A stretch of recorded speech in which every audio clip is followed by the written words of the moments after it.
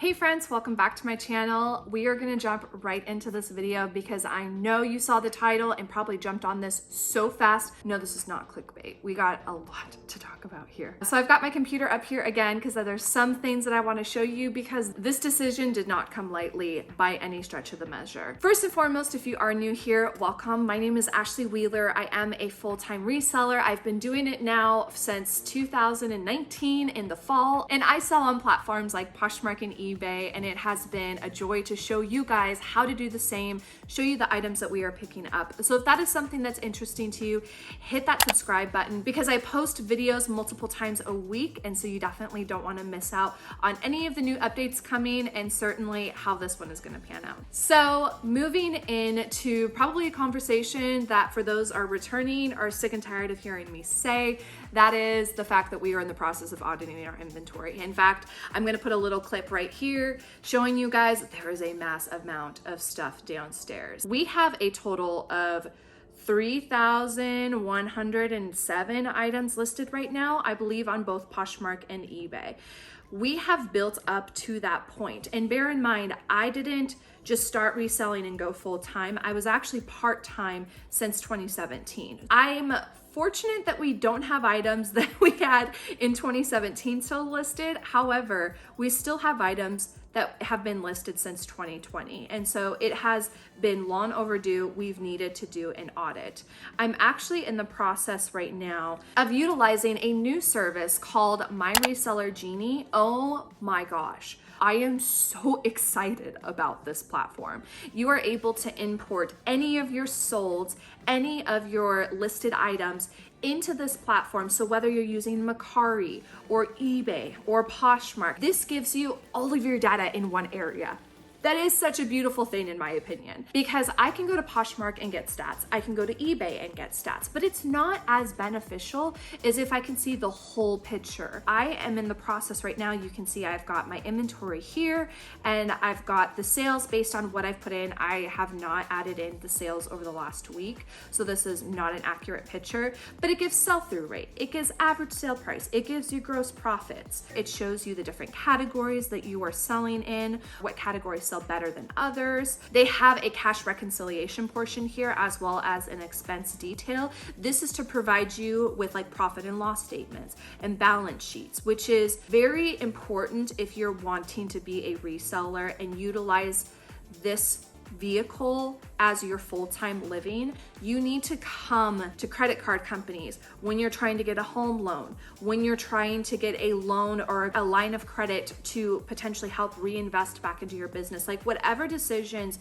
you make out in the real world, typically you need information like profit and losses, or if you're just trying to do your taxes, you need to be able to come to a CPA or however way you do your taxes and be able to show proof of certain things. So they have a lot of the details that you need to be tax ready for your business. Really quick, if you guys are interested in using this service, I wanted to point out that they do have 2 different monthly packages. This is not a sponsored post by them. This is just so far what I have found to be the best way for you to track all the information that you do need, as I stated before, and at a really good price. In fact, if you look down in the comments below and in the description, I'm going to have a coupon code for your first month to be 15% off. So I would just recommend giving it a try, asking them a ton of questions. They are super good at responding and helping you along the way.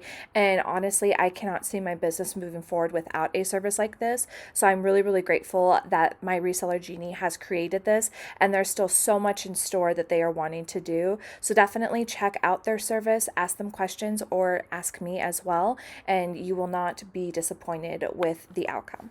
Moving forward, I will continue to give you guys videos on how it's benefiting my business, so keep an eye out for those. If there are any specific questions you have, don't hesitate to leave it down in the comments as well.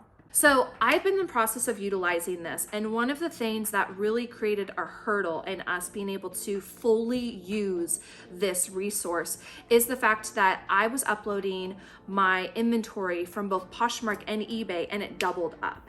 At first we were like, hey, that's great. Now we can print out that one spreadsheet that has all of our inventory on both Poshmark and eBay, and the inventory sheet that we use on a regular basis that lets us know where an item is in our tower of totes, we quickly realized that it would be so much easier if we were working with one tote at a time and one platform at a time to audit our inventory. Would this be the reason we would want to close our store solely? Absolutely not. I have invested so much time on Poshmark, it would take a lot more for me to make that decision. Here's one of the other things. You may or may not have heard, but Poshmark has been doing some updates to their algorithm. It's ironic in my opinion because they've always been focused on sharing is the way to get your stuff to the top, and they've been super big on saying there is no algorithm. Well, now that they're a publicly traded company, now that they have more income coming in, they're devoting a little more attention to it. And personally, I get it.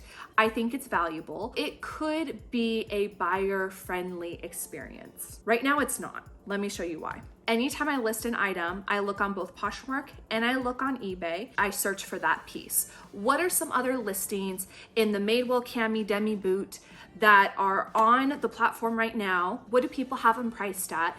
And what have they sold for recently? When I just searched the Madewell Cami Demi Boot on Poshmark, this is what popped up. First thing you see is Madewell Cami Demi Boot jeans, Madewell Cami. This one's kind of a little typical listing that you would see, but then we go to the fourth listing and it's pretty much verbatim what I had put in my search. The fifth one is 3 of the words that I had in the search. The next one is 4 of the words. This one we have size 30, which is impressive. Then you scroll down a little more, and again, the 4 words that I put in this listing is what is popping up here. Another one that I had done the other day is Athleta Triumph Cattail joggers. I believe cattail is the color of the jogger. And so again, we have more of the normal title here, but then you've got Athleta Triumph jogger, which is 3 of the words that I searched up here. Athleta Triumph jogger. Again, you go down to the second row, it is the same. Then you've got the next row, it's pretty much verbatim. Not really the color I'm looking for, but that could just very well be that there's not a lot of those listed at this point because it is a newer piece. And then you go to the sold items, and same thing. When you're looking at the titles, they are majority of the words that I searched and nothing more. Why is that important at all? Well, Poshmark, I believe it was at PoshFest this past year or the year before, talked about how they were actually creating more characters in their title, going from, I believe it was 50 characters to 80 characters, to help the sellers be able to describe the items even further, use more key terms, because Google SEO wants us to use more key terms, and that will help us in searchability on Google. However, right now, they're kind of making it difficult for those who abided by that new change on Poshmark. Now they're hindering the buyers who have utilized that and maxed out their characters. Because you can see the majority of the items that have sold is precisely what I just searched. Let me see if I remove the Triumph jogger. If I just put Athleta jogger, let's see what happens. Okay, that's impressive. Let me see. You got a good mixture here. So you do have some that have a little more of the descriptive terms. Then you've got down here Athleta jogger. Again, a little bit more of the key terms, but then you've got Athleta jogger. And this was something that someone did make a point of recently, was that it seemed to be that one row would be more like the descriptive terms, and then the next row would be the ones that people didn't really use a lot of the characters on. What baffles me about that is this is supposed to be sorted by just shared. If you look on the other page that we were on, let's go back up to all items. Oh, not all items, sorry, available items. If we go to available items right here, doesn't this look just like how we searched for this a second ago? I doubt that someone hasn't shared something over the course of the time that this page has been sitting here. So that tells me that something is wrong with the just shared section. This isn't just shared. This is becoming more of what are they pushing to the top of the page that is cohesive with what I have just searched for in the search bar of Poshmark. That hinders me as a seller. If you haven't seen my other video, I'm gonna link it right here, but I talked about how I made over $1,800 in an 8-day time span. And it took so much additional work compared to what I've done on a daily basis over the last 2 years on Poshmark. I had to go above and beyond and send out different offers and try to get sales in order to get that week. And I think a lot of it is due to the fact that this search is not cohesive with not only the buyer, but the seller at this point. So yes, because Poshmark has made some huge changes in the regards to the searchability, it is unfortunately not a good use of my time for my reselling business to try to keep changing how I'm listing my items on Poshmark just to abide by the new changes that they're trying to do with this algorithm. I'm gonna give them a moment to kind of figure out the kinks in that things, but I'm not gonna let it cost me money in the time frame. The next thing I wanted to talk about was the Poshmark earnings call for Q4, as well as the recap of 2021 and then what they were looking at for 2022. I do have some excerpts from this one, and there was one thing specifically that I was trying to look for that I couldn't find in this. If I can find it later, I will put a link down below to the article so you can read it yourself, but if I do find the section, I might put it in the comment section down below. I've been hearing a couple people mentioning that Poshmark is going to be focusing primarily moving forward on returning customers, TikTok, I don't think that needs any further explanation, and then also items that are selling for more money. So for someone who has a focus of more inventory in their store, but costs less, I wonder how that is going to impact their business model if Poshmark is primarily trying to focus on the items that are selling more. So here's some of the excerpts that I found that could kind of help support that, but is still kind of left me asking some questions. The first one says, since we expanded our partnership with the firm in the US to provide buy now, pay later at the end of July of last year, we were able to include the $50 to $200 price range. More of our listings are now eligible for pay overtime solutions. We saw adoptions to these options accelerating through the remainder of the year, helping drive more growth in the fourth quarter in that $50 to $200 price range for those premium priced items than the rest of the business. It delivered innovative, easy to use, effective services to help sellers market merchandise and sell their listings. It's the core of our long-term growth. So I get it, because if they're going to focus on things that cost more, we've talked about it. We're like, man, we should increase our average sales price because it's a lot nicer when something sells for $35 and it's one item versus 3 items that sold for $10. There's more time invested in listing the items. There's more time in photographing and packing the items. It makes more sense for us. Like, time is money. So it kind of, I'm gathering that same thought process here with Poshmark when they were talking about the buy now, pay later. I believe that was when they brought in Affirm. Someone could get a $500, well, in this case, $200 item and not necessarily pay for it all at once. The seller gets that money right away, but the buyer's still going to be paying for like a couple of months, whatever they've made a deal of with Affirm. Then he also mentioned at one point, we are well positioned to win as shoppers become more sustainably conscious and find a better value in inventory available during a period of inflation and supply chain disruptions. We are well positioned to cater to a growing young population that embraces social and self-expression through unique looks they can find only on Poshmark. To me, there's kind of, you could almost look at it at 2 different sides. Is he saying that inflation is upon us, and so the chain of new merchandise coming to the market isn't necessarily going to be there, or things are going to be higher in price, and so you're going to find more affordability on Poshmark? Or is it going to be the inventory isn't out there in the market, but it is going to be there in secondhand, but you are going to see inflation increases? Because I feel like that conversation right there almost sounds like it's more, you can find more affordable things on Poshmark, while inflation increases. But I don't know. That one kind of left me asking further questions. Overall, our decision is we are going to be closing our Poshmark store. I am in the process right now of going into every single listing and putting it as not for sale. I'm putting it as not for sale only because I don't want something to, when I'm pulling a tote and I'm doing my audit, perhaps the item is no longer listed on eBay, but then maybe it was on Poshmark, and I can reactivate that listing really quick and use that FLYP tool that I just talked about recently in a video and cross-list that item back over to eBay.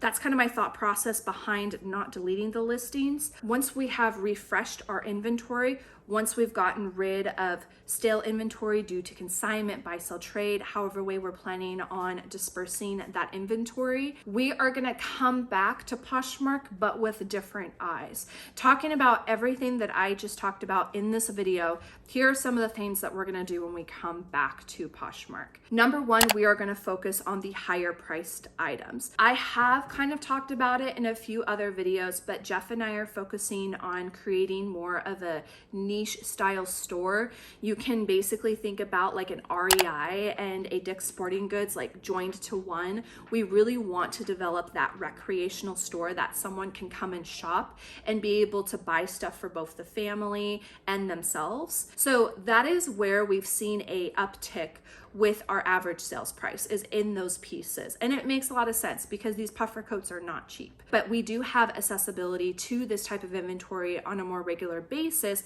because we live in the Pacific Northwest. So we're gonna focus on those higher priced items. The second thing we are going to do, as I am cross-listing things back over to Poshmark, is I'm going to do some test runs with the titles. As you already saw, the titles are super fluky right now. Some people are using 2 words, 3 words, very minimal descriptions talking about their listing. And I want to see if that's going to be kind of the way of the future in listing on Poshmark. It's going to be a lot easier for me to start new, cross-list items over, and just focus on the bare minimum listings than it is for me to go back through over 3,000 listings and maybe not even be at listings that I want to maintain on the platform, and then proceed with doing some adjustments. I think also rebringing items back onto the platform as new listings is going to potentially help support new sales. I'm not entirely sure, but at this point you can guess that we are not going to have a Poshmark store for a month. Main reason being because we're about to go on vacation and I'm a little excited. I didn't want to have to put the Poshmark store on vacation mode. I kind of had a feeling that that would really hinder my sales, as if it needed any hindering at all at this point. We figured this would be a great way to just stop the store. It would have been great content to show you guys if it was going to impact the store, but I think with the adjustments that Poshmark is making to the algorithm right now, we're already seeing different impacts of Poshmark, and that's just enough at this point. But I will continue to give you guys updates on, as I'm listing new items, is this working? Are we seeing sales based on these new items? Is the minimal titles working better than the longer form titles? I will be giving you guys all of that information once we get to that point, but for now I am going to say goodbye for a moment on Poshmark, which is super crazy and weird to me because I have done things on a daily basis on Poshmark for such a long time. It kind of hurts my heart a little bit, I'm not gonna lie. Don't worry, there's definitely more content coming for Poshmark, so stick around for that, you guys. Leave it down in the comments below if you are experiencing the same thing on Poshmark. I want to have a conversation about this. I've already mentioned a few things on my Insta stories, and I have gotten a lot of people who have been expressing frustrations, and so I'm kind of curious if you guys over here on YouTube are seeing the same thing in your stores. I'm not sure I understand. Gosh, why does it keep doing that? Are you seeing the same things in your store right now? Have you actually adjusted your titles and seen a difference? Have you seen differences in maybe your higher priced items selling, but maybe your lower priced items not selling? I would love to know that information. So put it down in the comments below. And as always, guys, I'll see you next week. Bye.